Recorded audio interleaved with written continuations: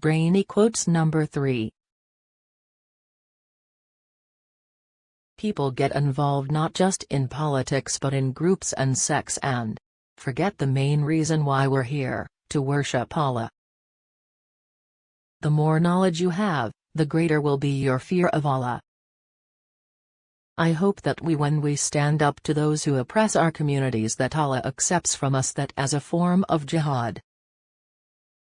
I thank Allah that I have been playing for Pakistan for a long time. This is a big honor for me. I had not even thought so. If I were to pray in Arabic, I'd pray to Allah. If I were to pray in English, I'd pray to Allah. I am in constant search of charitable work and thank Allah that I am happy, that my children are happy, and I like that all of my family is happy. Allah.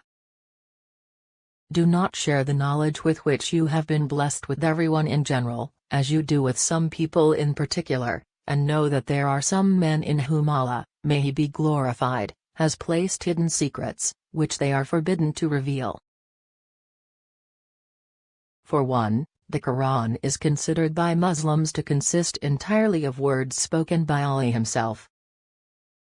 May Allah guide us to the good of the Kingdom of Bahrain and its loyal people.